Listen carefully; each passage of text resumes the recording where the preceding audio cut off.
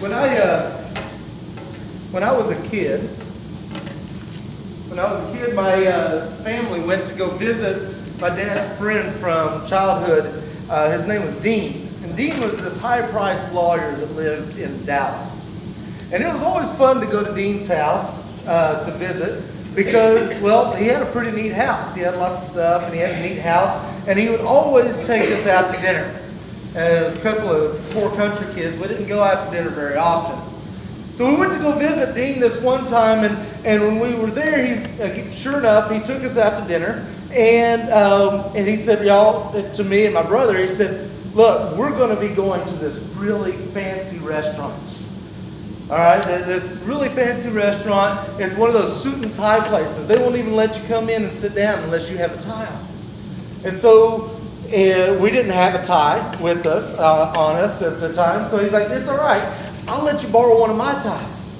So he took us up to his room, and he picked out a couple of ties for us. And as he's putting them around our necks and helping us tie these ties, he's telling us how important and special these ties are to him. And he said, these ties, these two ties that I picked out special. They are my favorite two ties, the most important ones that I have. My grandfather gave them to my father, and my father gave them to me when I graduated from law school. And these are the most precious treasure that I have. I need you to take very good care of these ties. It was a bad idea to give a precious treasure to an 8-year-old, right? But he's like, I want you to take care of these ties. And we said, we will protect them with our lives, right? And so we leave and we go to this restaurant, and I should have known something was up when we got to the restaurant. Because instead of looking like a fancy suit and tie place, this place looked more like a barn than a fancy suit and tie place. But you know, we were good kids, and we weren't jaded by the world yet, and we still believed the adults in our lives when they told us stuff.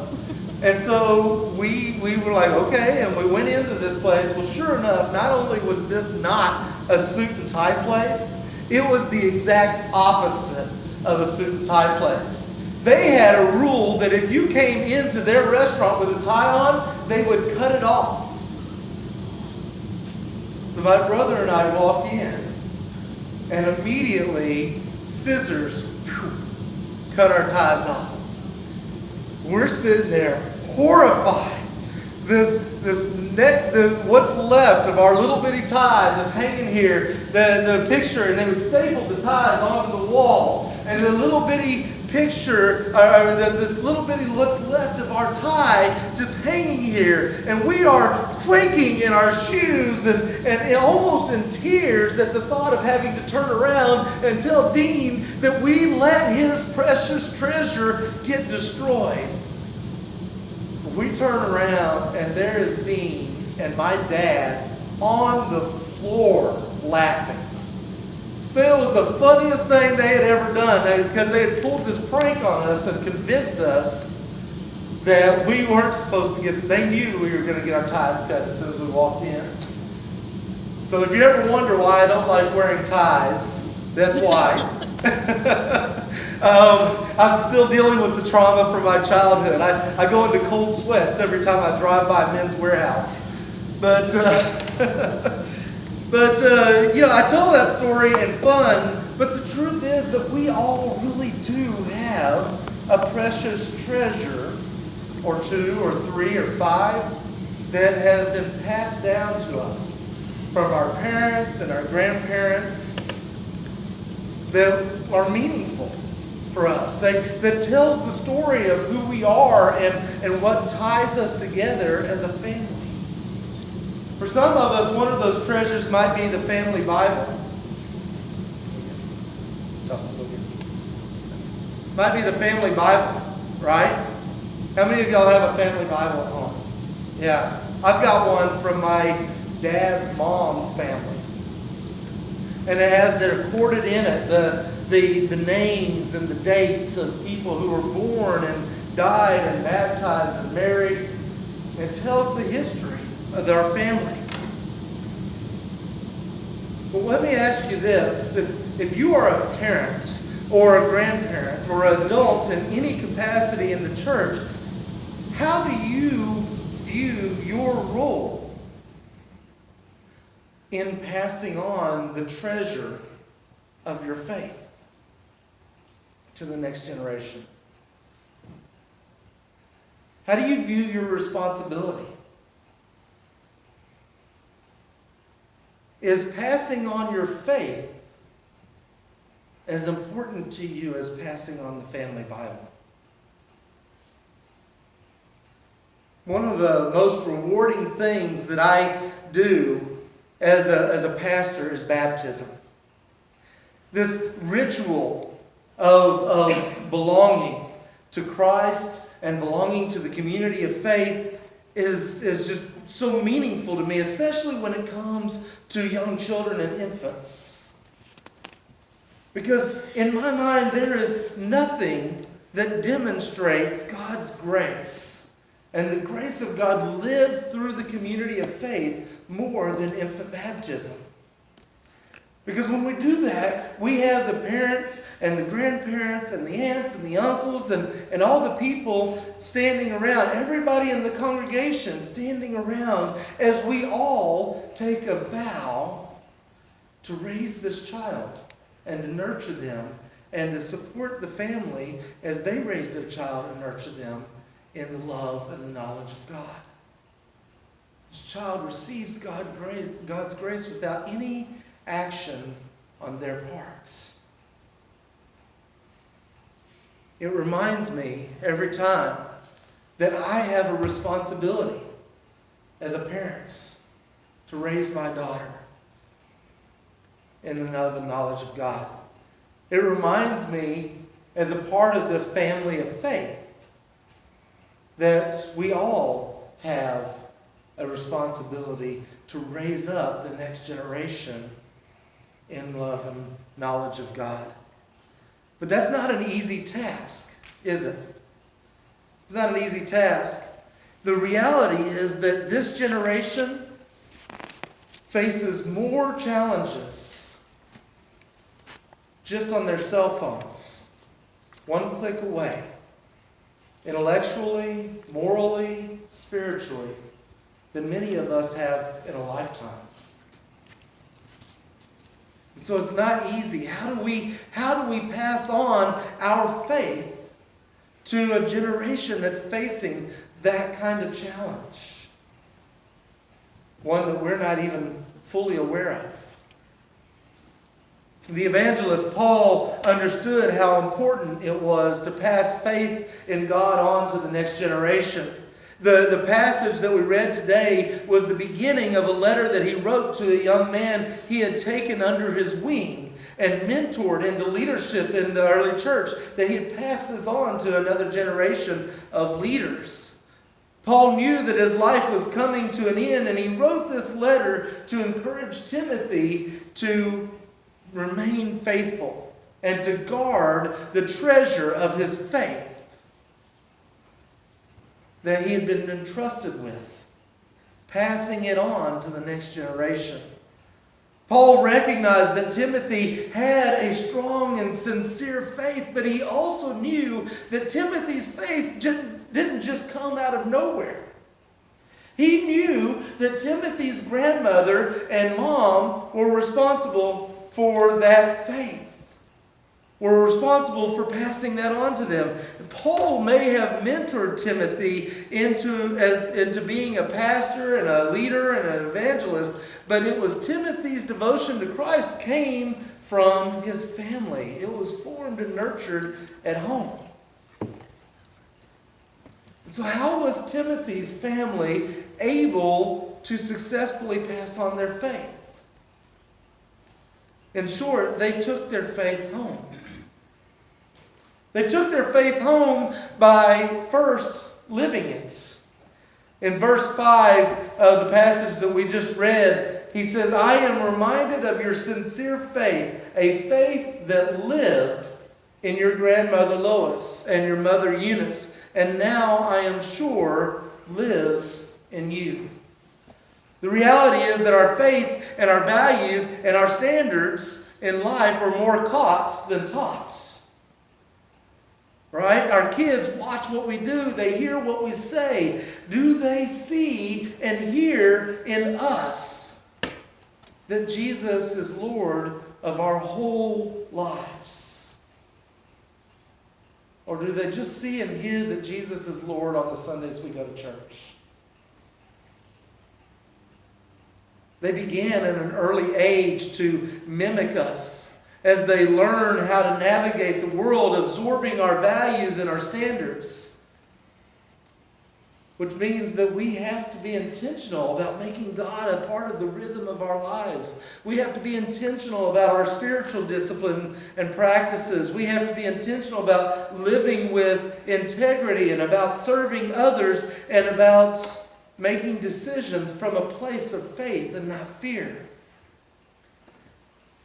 You know, if the only time that our kids ever see us read our Bible or pray is when we're at church, then it doesn't take long for them to begin to think that God is only for church and not for life. Right? As our children watch and they listen and to us, they absorb our passions. They begin to love the things that we love. Are we loving God with everything that we have? With all of our heart and soul and mind and strength, as Jesus put it. As many of you probably know by now, I love being in the outdoors. I love going hiking and camping and fishing and hunting and doing those types of things. And the thing is, I learned to love those things from my dad, who would take me as a kid. We would go all the time and go outdoors. Those were some of the best bonding moments I ever had with my dad growing up. Was on a hike in the woods or sitting on the side of a lake fishing.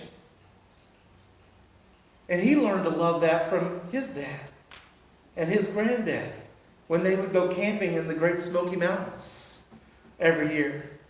And in fact, he would take us, when we were kids, he would take us to the Smokies on a regular, we'd go almost every year. And that was our vacation, was to go camping in the Smokies. And he would take us to the place, the campsite that they would go to every year when he was growing up. And that was part of his life and something that he loved to do. And now I'm passing that love on to Jocelyn. That love of nature. But Jocelyn went on her first backpacking trip last month together. And here in fall break, we're going to go again. But this time my dad's going to go with us. So it'll be the first time all three generations have gone on a backpacking trip together. And but the question for me is, does Jocelyn see in me an even greater love for the God who created all that nature? Does your child or the kids in your life, do they see in you a greater passion and a greater love for God than, say, for Sooner football or deer season or work? It's tough.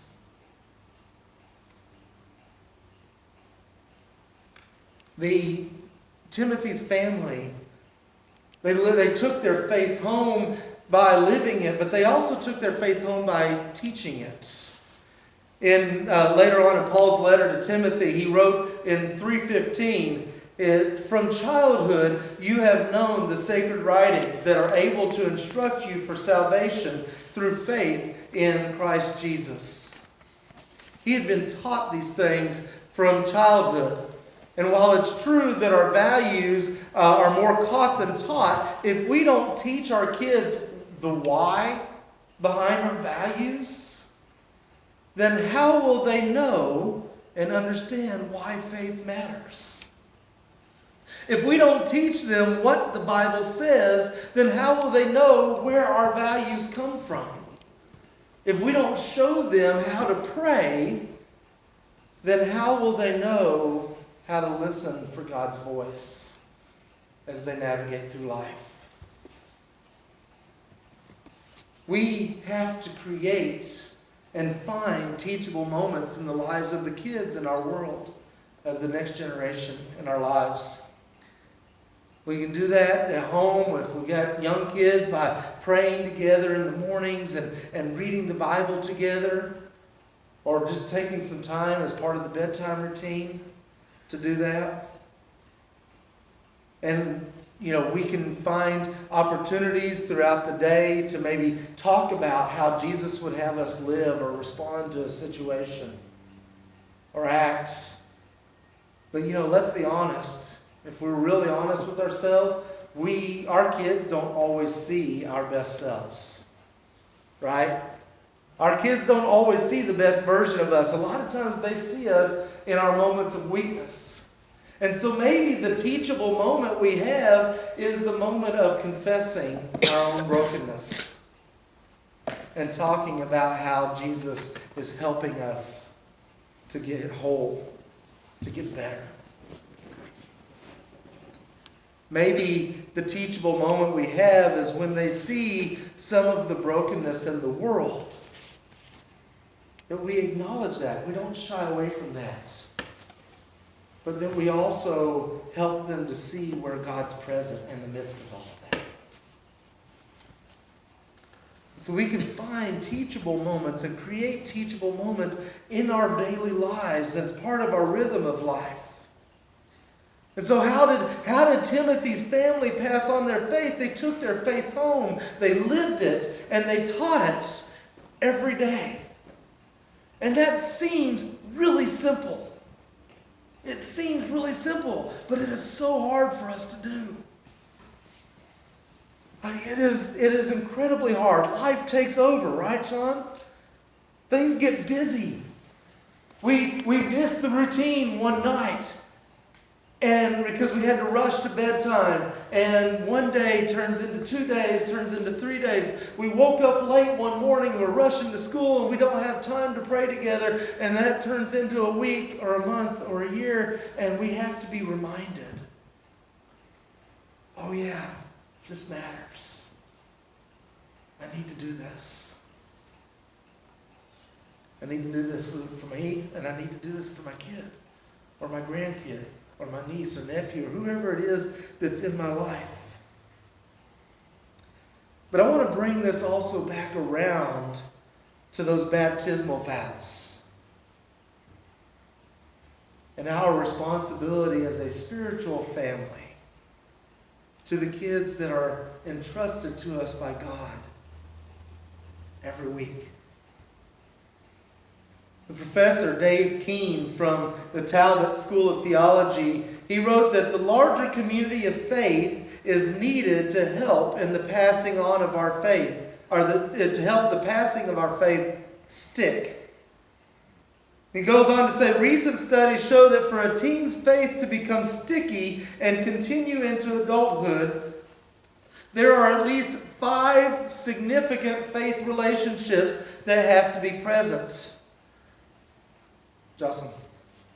5 significant faith relationships that have to be present. The first is parents or grandparents or some family member who's involved in the kid's life. The second is a student leader who knows them really well. And the third, fourth, and fifth are at least 3 adults in the church who know their name, who ask them about their life and about school on a regular basis, who see them in the community and at church, who speak blessings and encouragement over their lives.